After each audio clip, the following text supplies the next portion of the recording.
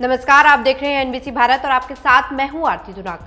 America इस समय रूस और यूक्रेन के बीच युद्ध विराम कराने की कोशिश कर रहा है। अमेरिका काफी समय से रूस यूक्रेन के बीच समझौता कराने की हर संभव कोशिश में जुटा है। इसी बीच अमेरिका के राष्ट्रपति डोनाल्ड ट्रंप ने एक बड़ा बयान दे दिया है। अमेरिकी राष्ट्रपति डोनाल्ड ट्रंप ने रूस और यूक्रेन को धमकी दी है।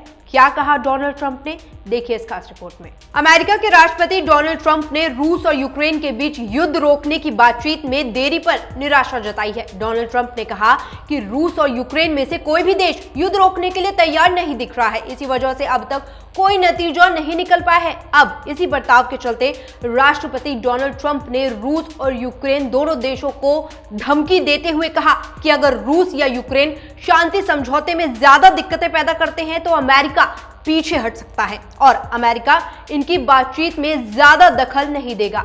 ट्रंप ने कहा कि मुझे उम्मीद नहीं है कि कुछ ही दिनों में युद्ध रुक जाएगा, लेकिन वो चाहते हैं कि लड़ाई जल्द से जल्द खत्म हो जाए। आपको बता दें कि ये टिप्पणी अमेरिकी विदेश मंत्री मार्को रूबियो की चेतावनी के कुछ घंटों बाद आई है, जिसमें उन्होंने कहा था कि अगर कुछ ही दिनों में कोई ठोस प्रगति नहीं होती तो अमेरिका बातचीत से पीछे हट जाएगा। वहीं रूबियो ने कहा, हम इस कोशिश को कई हफ्तों और महीनों तक नहीं बढ़ा सकते। उन्होंने ये भी कहा कि अमेरिका के पास अन्य जरूरी मुद्दे हैं जिन पर ध्यान देना जरूरी है।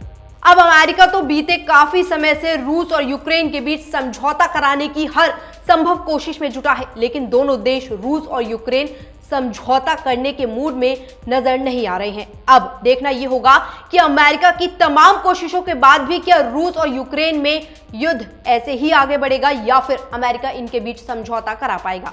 फिलहाल इस खबर में इतना ही। देश और दुनिया की तमाम खबरों के लिए देखते रहिए एनबीसी भारत। नमस्कार।